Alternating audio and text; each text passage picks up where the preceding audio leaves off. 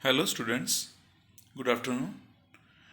Today, I will continue my class with Shakespeare's famous tragedy Macbeth. And today, the topic which I am going to talk about is very interesting. Today, I will be talking about the role of the witches in Macbeth. Macbeth is in paper in part 2 for the part 2 students, and it is in paper 3. Earlier I have talked about two more topics like the role of Lady Macbeth and the banquet scene in Macbeth. Today I will continue my discussion with the role of the witches in Macbeth. Okay. So, who are witches? Who are the witches? In Macbeth, we have certain supernatural figures. Those can be considered as witches. So, they are very weird in nature, and in the course of my talk, we'll discuss about their physical appearance, we'll talk about their prophecies, and we'll talk much more about themselves. The concept of witch and witchcraft was borrowed by Shakespeare from Holinshed Chronicles. I have mentioned the name in my PowerPoint as well. The idea of witchcraft was taken from Holinshed Chronicles. In those chronicles, there are also mention of the weird sisters. And in one of the speeches between one of the dialogues between say, Macbeth and Banquo, we have the mention of the weird sisters here as well. So this is just a pictorial presentation of the witches. Let us move with our lecture. In Macbeth, among other inputs, there is a distinct element of the supernatural which lends its own flavor. The supernaturalism is very attractive to understand, but there are certain significance of the events. It has inject the idea of horror, it injects the idea of mysteries. Okay, so this particular play Macbeth continually carries the suggestion of that there are more things in heaven and earth and which we cannot even dream of. There are so many things unexplored which is unknown to us. Those things has been explored by Shakespeare, especially in his Macbeth. The belief in witchcraft was used by Shakespeare for his dramatic purposes. It was exclusively for the dramatic purposes because the witches introduce an element of supernatural mystery and dread. Dread means horror into the tragedy. People supposed at that time that witches are the channels through which malignity of evil spirit might be visited upon human beings. So through witches, the evil spirit transfers into human beings.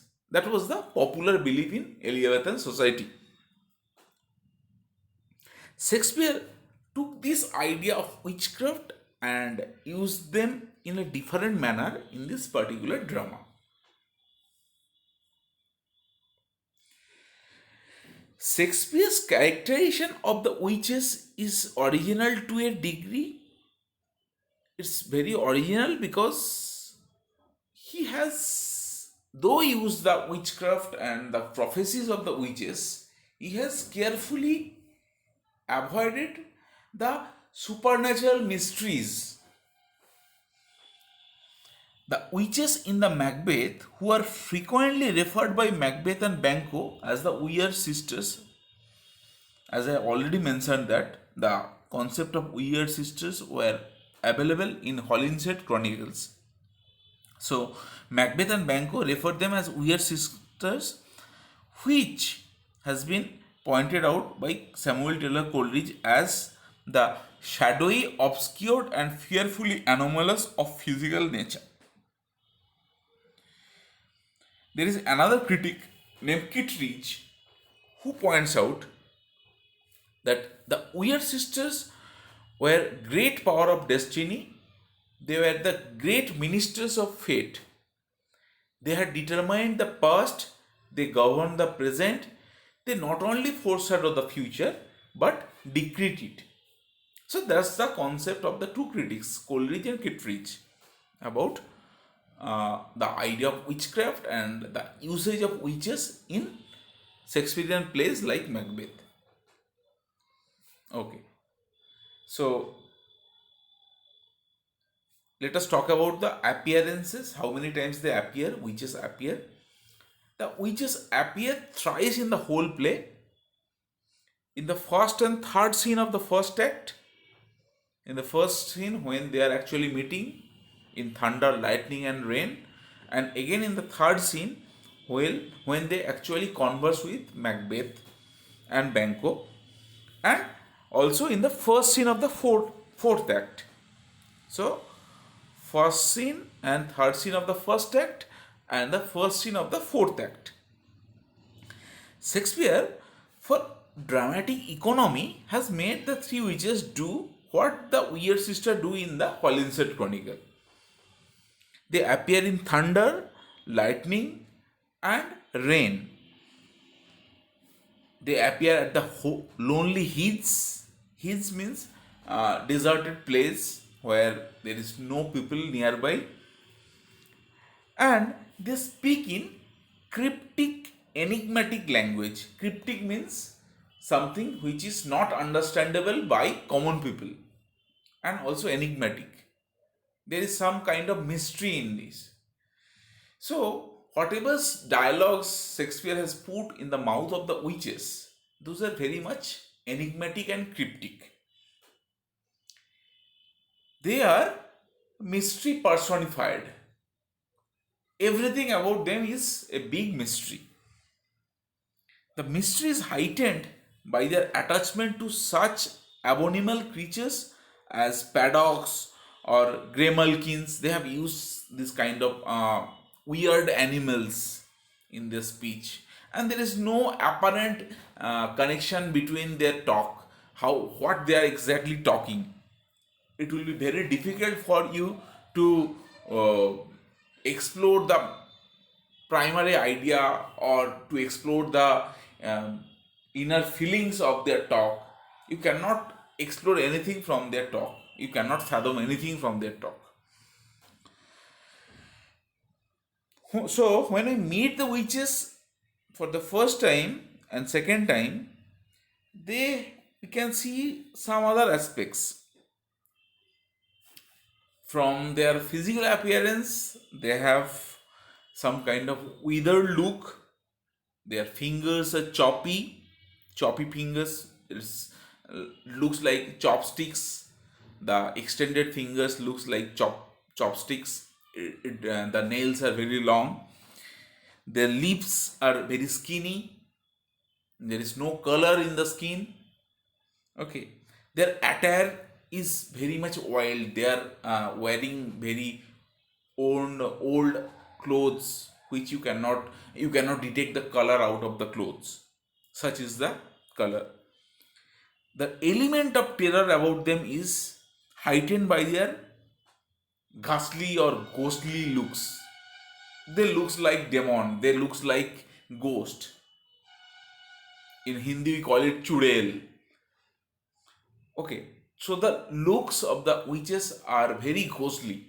Okay, so you can see the photo which I have brought from the internet. These they do not look very normal. Okay, and the combination of beard with femininity makes them an anomaly of physical nature. So this is interesting. On one hand, we are referring them as women. They are ladies, but they had some kind of beard. So that is apparently physical property wise that is very absurd, and this creates some kind of uh, anomaly in the physical nature of their appearance.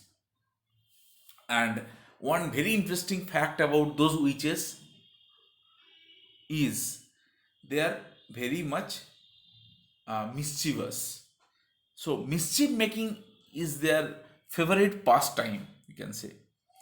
They indulge in actions like killing their neighbor's swine, or revenging themselves on seller's wife who has refused their chestnuts. So we can find them just like the hags of the popular superstition. In every myth or in every culture, we can find this kind of characters who are very much dominant on social mind, on our psyche. So it's a totally weird presentation of their physical appearance. Okay, so let us try to explore whether those witches have any role to play on our plot or our drama. The witches belong to those forces of nature that are dark and tormented, and they represent destructive and disordered phenomenon that devastated the human society. They tempt the hero.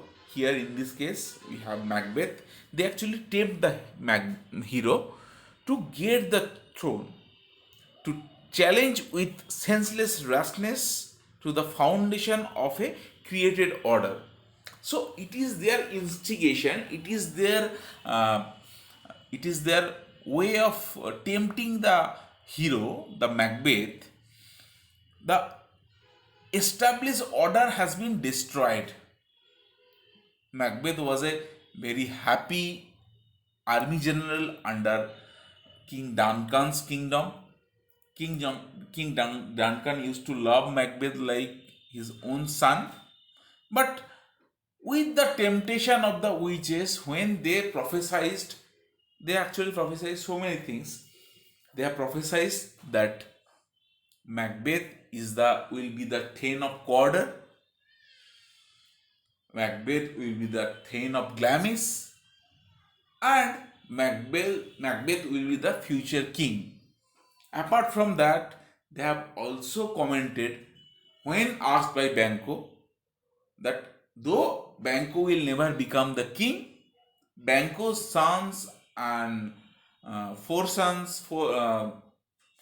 grandsons, they will become the king of Scotland. Apart from that, they had some other prophecies when Macbeth went to them that whether he should fear someone. The witches assured him that no man out of women's womb could be killing her. But it was there are some kind of loophole in those prophecies. Firstly, Macduff was a Caesarean baby. Macduff was not the natural born baby, rather than the Caesarean baby. And another point, which was very interesting, Macbeth was assured that nothing will happen to him until Burnham Wood comes to the Dungeon, the fort of Macbeth. But what happened? There is another loophole there in those prophecies.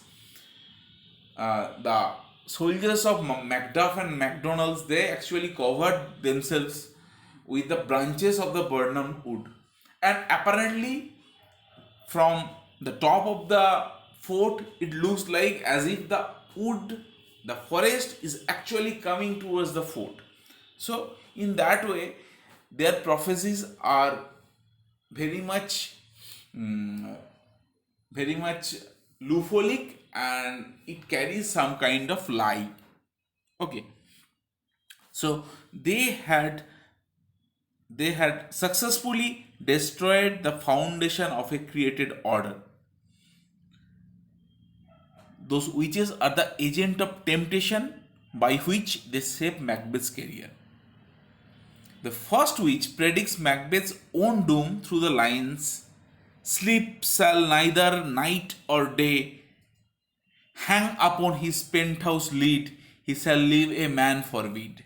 So he cannot live like a man he cannot live like a man, like a common man. Rather, he will live like a man for weed. The cosmic presence of good and evil, appearance and reality is conveyed strongly through the inversion of values. There are many inversion of values. For example, the last two sentence of the first scene of the first act: "Fair is foul and foul is fair." This is something which is the inversion of values. The evil presence in Macbeth's mind also echoes the utterance of the witches in his first appearance, when Macbeth says, "So foul and fair a day I have not seen." So, in this way, Shakespeare establishes an instinctive link between the forces of evil in nature with the potentially destructive and inhabiting human society. So, the evil forces of nature is actually connecting themselves with the human inhibitions. So the fair and foul are actually the metaphysical poles between which the action of the play actually oscillates. Okay. So there are some other features of the witches as described in Macbeth. The witches are agents of certain evil moral designs which are inherent in the moral world of the play. Our apprehension of evil in this play is inextricably in our minds with impressions of sinister darkness. So, the darkness in physical nature also finds an extension into the darkness inhabiting the minds of Macbeth and Lady Macbeth. They tempt Macbeth only because they know his ambitions and all the other ambitious dreams. Because perhaps Macbeth was very much ambitious to become the king of Scotland from the very beginning. And those witches had played the role of the catalyst, we can say. And what happens? Through those temptations, Macbeth came to know about his ambitious dreams. So they just act as agents of equivocation in relation to Macbeth, and through this they bring out the darkest thoughts of evil which was latent in his mind. So the things were already latent in his mind. It was the manifestation of the latent ambition which were already in Macbeth's mind. This is very important. Now, let us try to understand whether the witches have any direct role to play in shaping Macbeth's career. In my understanding, the witches does not play any direct active role in shaping of Macbeth's career. They are not fates. They are not something which has been predestined. They may have power over nature, but that power is not absolute, obviously. Their predictions are something which is very dangerous circumstances, which leads Macbeth to some dangerous circumstances. The thought of murder occurs to him independently. That's the first thing. The witches never told Macbeth to kill Duncan. Did they? No, they didn't.